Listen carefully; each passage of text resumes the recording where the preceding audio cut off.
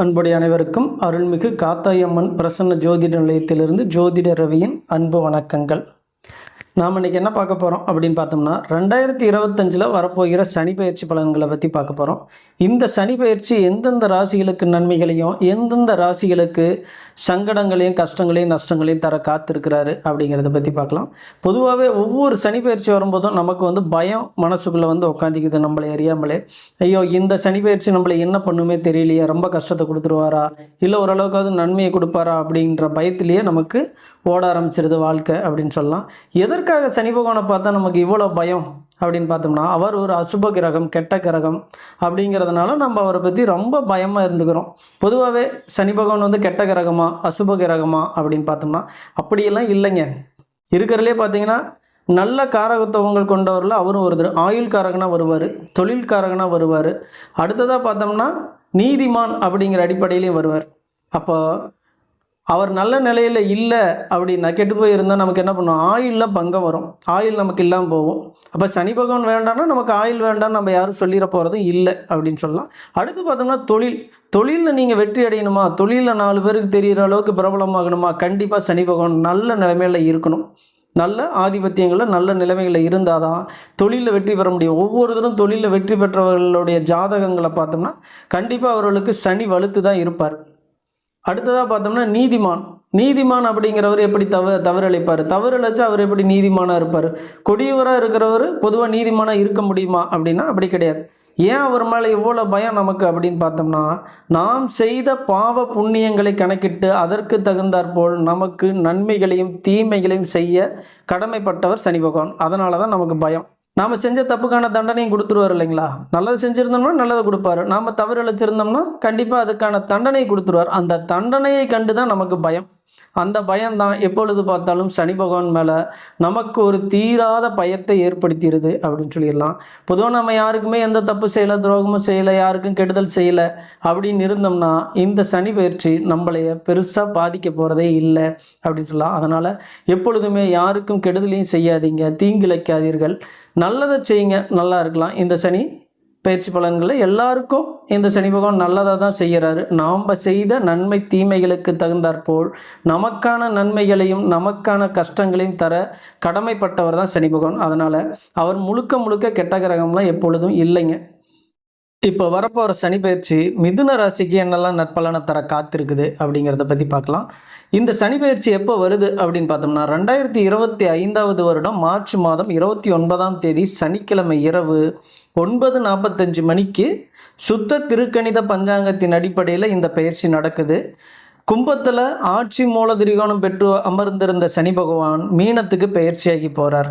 இப்போ இந்த மீனத்துக்கு பயிற்சியாகி போய் இவர் பார்க்கக்கூடிய இடங்கள் எது அப்படின்னு பார்த்தோம்னா, ரிஷப ராசியை பார்ப்பார், கன்னி ராசியை பார்ப்பார், தனுசு ராசியை பார்ப்பார். இந்த 3 இடங்களையும் இவர் பார்ப்பார். அப்போ இங்கிருந்து மிதுன ராசிக்கு என்னெல்லாம் நற்பலனை தர காத்திருக்கிறாரு அப்படிங்கிறத பற்றி பார்க்கலாம். பொதுவாகவே மிதுன ராசிக்கு இந்த 2.5 வருடம் நல்ல காலங்கள் தாங்க, பெரிய அளவில் தவறிழைக்கக்கூடிய காலம் இல்லை அப்படின்னு சொல்லலாம். இவர்கள் மட்டும் ஜாக்கிரதையாக இருந்துட்டாங்கனாவே தொழிலில் ஒரு பெரிய வெற்றிகளை குவிக்கக்கூடிய வாய்ப்புகளையும் ஏற்படுத்தி கொடுத்துருது அப்படின்னு சொல்லலாம். என்ன ஒன்று கவனமாக இருக்கணும். ஏன் இவர்கள் கவனமாக இருக்கணும் அப்படின்னு பார்த்தோம்னா, மீன ராசியில் தான் புதன் பகவான் நீச்சமடைவார். அதனால் கொஞ்சம் கவனமாக இருந்துக்கிட்டோம்னா தொழில் ஸ்தானத்தில் வர சனி பகவான் பெருசாக கெடுக்க போகிறது இல்லை அப்படின்னு சொல்லலாம். போன முறை பார்த்தோம்னா 9ஆம் இடத்துல இருந்தார். 9ஆம் இடத்துல இருக்கும்பொழுது இவர்களுக்கு பெரிய சிறப்பை கொடுத்துடல அப்படிங்கிறது தான் உண்மை.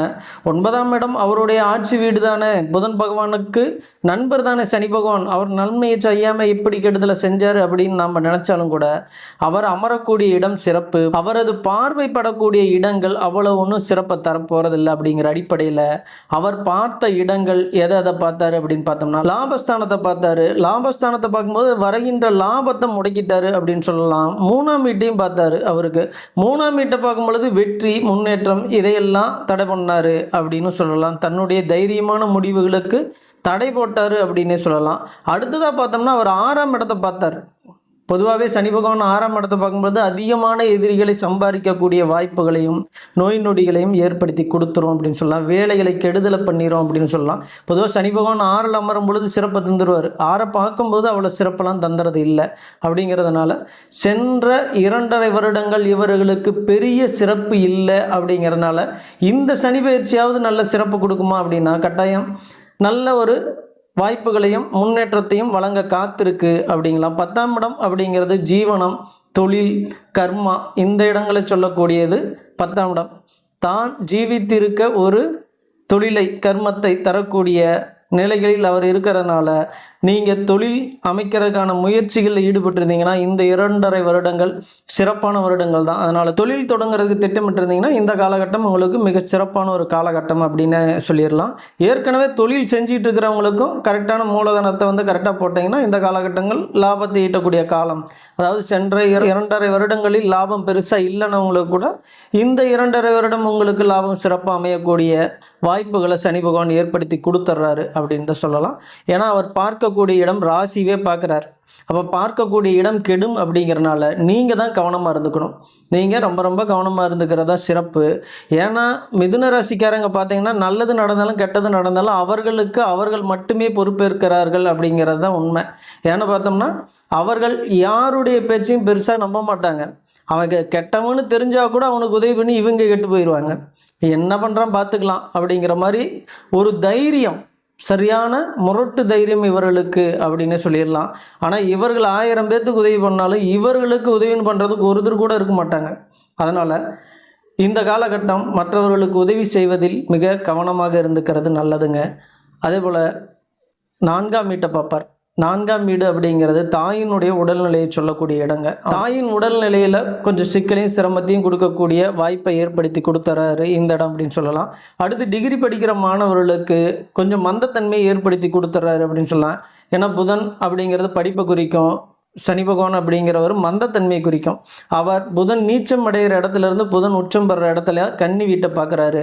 4ஆம் வீடு அப்படிங்கிறது உங்களுடைய டிகிரியை குறிக்கக்கூடிய இடம், முதல் டிகிரியை குறிக்கக்கூடிய இடம். அப்படிங்கிறனால இந்த 2.5 வருட காலங்கள் படிக்கின்ற மாணவ மாணவிகள் மிக கவனமாக இருந்து கொள்வது தான் இவர்களுக்கான சிறப்பான விஷயம் அப்படின்னு சொல்லிடலாம்.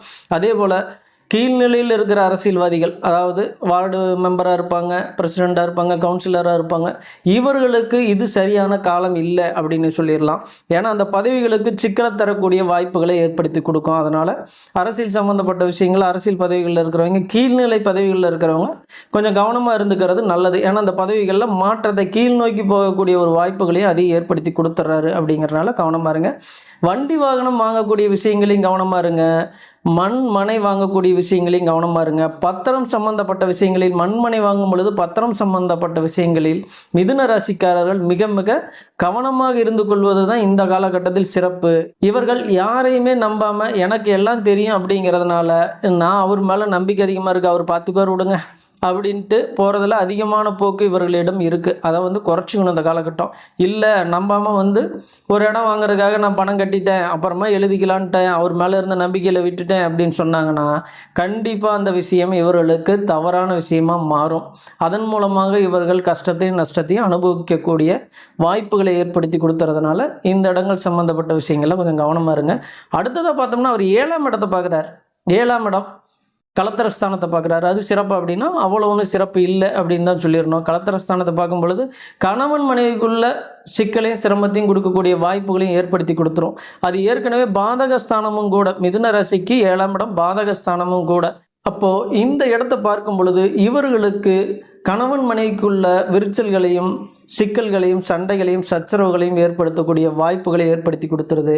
அடுத்து கூட்டாளிகள், நண்பர்கள், கூட்டு தொழில், இந்த விஷயங்களையும் இவர்களுக்கு சிக்கலை ஏற்படுத்தி கொடுத்துருதுன்னே சொல்லலாம். என்னை பொறுத்தவரை இந்த காலகட்டங்கள் மிதுன ராசிக்காரர்கள் கூட்டு தொழில் ஈடுபடாமல் இருக்கிறது நல்லது. கூட்டு தொழிலில் ஈடுபட்டானா கண்டிப்பாக பெரிய சிக்கலை கொண்டாந்து சேர்த்துக்குவாங்க அப்படின்னு சொல்லிடலாம். எப்படி அப்படின்னு பார்த்தோம்னா இவர்கள் யாரையும் எளிதில் நம்பக்கூடியவர்கள் இல்லை அப்படின்னாலும் கூட சில விஷயங்களை இவர்களை தூண்டி விட்டோம்னா அந்த விஷயத்துக்கு போய் ஒத்துக்குவாங்க. அதனால் கூட்டு தொழிலில் இந்த காலகட்டங்கள் செய்யாமல் இருக்கிறது நல்ல விஷயந்தான். அப்படிங்கிறதுனால கூட்டு தொழிலில் கவனமாக இருங்க. கூட்டு தொழில் இப்போ செய்யக்கூடிய முடிவுகளில் இருந்தீங்கன்னா இந்த காலகட்டம் உங்களுக்கு சரியான காலகட்டம் இல்லை. அப்படிங்கிறதுனால கூட்டு தொழில் சம்மந்தப்பட்ட விஷயங்கள்லையும் அதிகமான ஈடுபாடு காட்டாதீங்க. இதை காட்டாமல் இருந்துட்டிங்கனாவே மிதுன ராசிக்காரர்களுக்கு சிறப்பான வாய்ப்புகள் தான். கண்டிப்பாக தொழில் சம்மந்தப்பட்ட விஷயங்களில், இவர்களுடைய தனிப்பட்ட தொழில் சம்பந்தப்பட்ட விஷயங்களில் மிகப்பெரிய வெற்றிகளையும் வாய்ப்புகளையும் இந்த 2.5 வருடம் மிதுன ராசிக்காரர்களுக்கு காத்திருக்கு. ஆனால் இவர்கள் அதை அனுபவிக்க வேண்டுமெனில் ரொம்ப கவனமாக இருந்தால் மட்டும்தான் அனுபவிக்க முடியும். அதனால் மிதுன ராசிக்காரர்கள் விழிப்போடு இருந்து இந்த வெற்றியை உங்களுக்கு சாதகமாக பயன்படுத்தி கொள்ளுங்கள். இந்த சனி பயிற்சி மிதுன ராசிக்காரர்களுக்கும் அவர்களது குடும்பத்திற்கும் மிக சிறப்பான ஒரு யோக பலனை தர வேண்டும் என்று எல்லாம் வல்ல எம்பெருமானை வேண்டி கேட்டுக்கொள்கிறேன். தொடர்ந்து நமது சேனலுக்கு ஆதரவு கொடுங்க, லைக் பண்ணுங்கள், சப்ஸ்கிரைப் பண்ணுங்கள். மீண்டும் அடுத்த காணொளியில் உங்களை சந்திக்கும் வரை நன்றி கூறி விடைபெறுகிறேன். நன்றி, வணக்கம்.